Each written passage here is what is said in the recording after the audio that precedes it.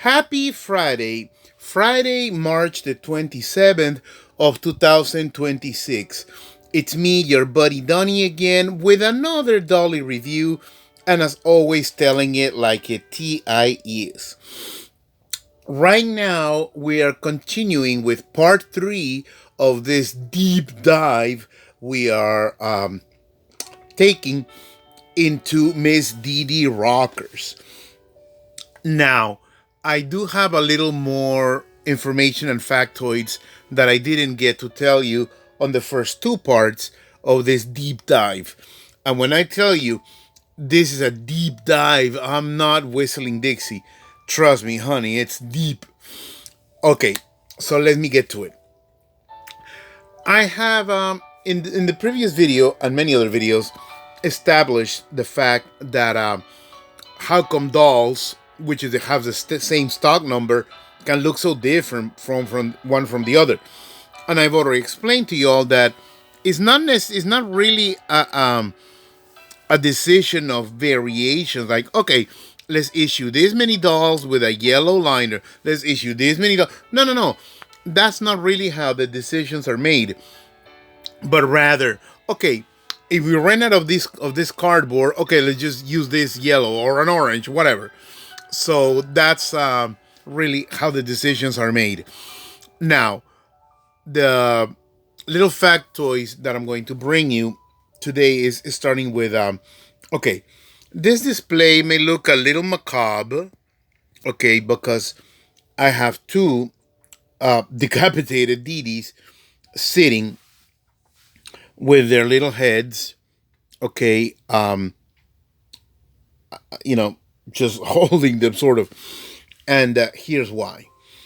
Okay, I've already explained in length how this the darker skinned Didi is from Taiwan, and the lighter skinned Didis are from the Philippines. Okay, yeah, but not only you can see the skin tone differences and and the shade of the makeup, but also the shape. This, the Taiwan head, is slightly more slender than this one. This one, the Philippines version, it's a little cheekier, if you will. Again, they're both very beautiful. It is the same head mold, but with very subtle variations. Also, this head is, oh gosh, is very hard, while this one is squishy and pliable. I have scalped both of these DD heads a long time ago. Right now, they are part of my Hall of Shame because I don't know when I'll be able to reroute them. But another difference is, as you can see, again, this from the first batch. Again, all I'm saying are speculations, okay? So please don't take my word for it. And, well, Donnie says, and I'm speculating. A lot of the information that I bring you is indeed speculation, okay? A lot of it is factual, undeniable, but also a lot of it is speculation. You draw your own conclusions. Yeah, now here are facts. The Philippines DD version, as you can see, is very well populated with many rows of plugs. Whereas this, the Taiwan version, she has very few rows of hair. Okay, so now putting the Taiwan and the Philippines versions aside, I'm going to show you yet another difference. Okay, in this Philippines version, I don't know if, okay, you see the embroidery, the gold lines that go vertically down her blouse. Well, here's another version where you can see that the lines are much closer. So the spaces between the gold thread embroidery are narrower. See, this I got. It's a rescue doll. This one I purchased mint. As you can see, she's complete. Her hair, in the factory setting intact.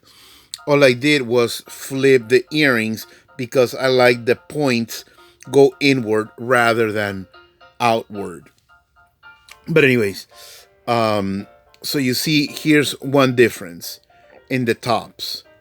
Okay, and these are both Philippines versions. Okay, but guess what? There's yet another variation of the tops. When they ran out of this fabric, or this one and this one, but they had to keep up production. Well, guess what? They started using just a different kind of fabric, a very similar color, but not identical. Obviously, a cheaper color. As you can see, not as bright, as a lighter shade of yellow, plain yellow. And if you notice, this fabric that this top is made of has no gold embroidery lines going down. It's just plain solid yellow t-shirt material.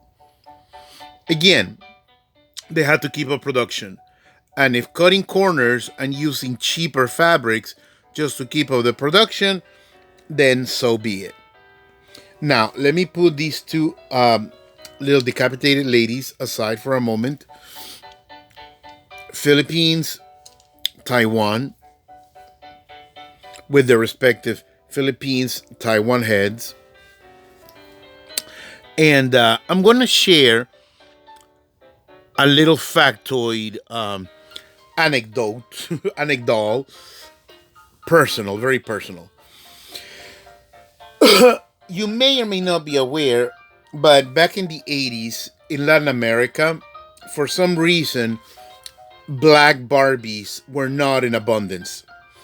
For some reason, and again, it's not me crying racism, it's just that it is what it is. Those were the times. Maybe they did focus groups research and found that not many people were interested in purchasing black dolls. It could happen.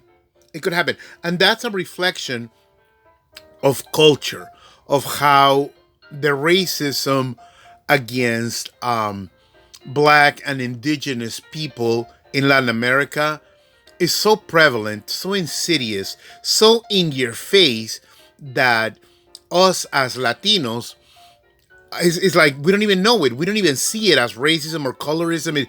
It's just there because it's a generational thing and it's become part of culture. Very folkloric. Anyways, let me not get too deep into that aspect. So, because when I was a child, okay, and I saw the rockers, I went nuts. I went nuts. I wanted them so badly, but like most little boys of the 80s, I wasn't allowed to play with female dolls. Male dolls, yeah. Female dolls, heavens. Oh, no. Trust me, if you lived in the 80s, if you were a child in the 80s, you know what I'm talking about. Or those of you younger folks, ask your parents or even grandparents who were around in the 80s, and they'll tell you, okay, that back then, for a boy to even come near a doll, a female doll at that, was the unthinkable. It really was the unthinkable. Okay? A male doll, well, he's a boy like me, so you could rationalize. I mean, that is how I, duped my dad into letting me have Ken dolls because, well, look, Daddy, he's a boy like me. He's not a girl. I'm not gonna, he has no hair for me to brush. Okay, he's a boy like me. He's a boy. So please let me have him. So that's how I scam my father and mother into letting me have Ken dolls. But Barbie dolls, females, oh heck no. Heck no. Well, I digress. One of the reasons why DEE means so much to me, why I love her, okay, is because, like I said, in Peru, where I was born and I grew up the first 13 years of my life, again, you didn't see an abundance of black dolls. You just didn't. But one day, I was at a store, and in a top high shelf, almost as if not with any intentions of selling her, okay, but there she was. Yes, this one, the Philippines version, because I clearly remember her back liner design. It wasn't solid yellow like the Taiwan version. No, it was the Philippines version. Okay, so I saw Miss Dee up in a high shelf. I was like, oh, she's so pretty. And she's black. I want her. But of course, I knew that if I verbalized those words, I would get scolded in public by my parents, okay, or I don't even recall if I was with my mom or with my dad at the time, but I would have been scolded not only by my parents, but also by the employees and the rest of the children at the toy stores. Like, ew, you're a boy. Why do you care about a doll? You're a boy. So all I could do was stare and think, oh, I want her so badly. But I didn't. Maybe that's why I have such an axe to grind as an adult, which was why I have a lot of dolls. So that's another reason why Dee Dee means so much to me. Because she literally was unattainable. Mind you, the white Barbies were in lower shelves. Okay? Again, I don't mean to sound tired, like, oh my God, Donnie crying racism all the time. It's not that I'm crying racism all the time. It's just that I'm simply telling you stories from my childhood and how it really was. And I'm sorry, but that's the way it was. In Peru, Latin America, Peru specifically, black dolls were hardly, seldom ever seen on toy shelves. I mean, I knew they existed because I saw their pictures. Like when I got my Derek doll, I could, because the back of the box is the same for all 5 characters. I would spend hours just drooling at the back of Derek's box, looking at Barbie, Diva, Dee Dee, and Dana, and wondering, someday I want all of them. I want all of them. But I was only allowed to have Derek because he was a boy like me. Oh well. So that's yet another reason why I'm totally crazy about Miss Dee Dee Rockers. Okay. And yet another reason, well, unfortunately, the Dee Dee head mold has quietly ridden into the sunset many, many, many years ago. I don't know why Mattel retired it. She's so pretty. And I love her, but I don't love her always. Like, I love her in her persona of Dee Dee. As Dee Dee, I love her. But I don't love her in every single black Barbie. No, she just doesn't do it for me. But I love her as Dee Dee. Okay? Excuse me. And, well, let me see. What else can I tell you about Dee Dee in this Dee Dee deep dive into Dee Dee Rockers? Well, no, that pretty much wraps it up. Okay, I went over the doll in the previous video in length. Oh, another little detail that again is obvious, but Dee Dee Rockers wears the Superstar era bent arms body. Her legs click because again I bought her mint. I just took her out the liner and have her out of her box and have her like this.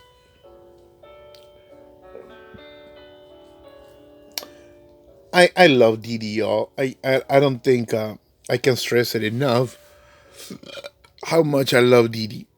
I don't want to say she's my favorite, because I love Diva and I love Dana and of course I love Barbie and Derek and Ken. But I think maybe Dee is my favorite. I think. I think. Because I have several of her. And yes, I have several of all the other characters as well. um, anyways, thank you all for continuing to watch and entertain my humble little videos. Okay. Um, you guys are beautiful. A special shout out to Mr. Ron Stefano. Forgive me if I'm mispronouncing your name. Okay. Um, but I got back at you. You gave two shout outs to me in your latest video where you chronicle your DD Rockers. And shout out back to you, my friend. Love you all. Thank you very much for continuing to watch. Have a happy weekend and smooches.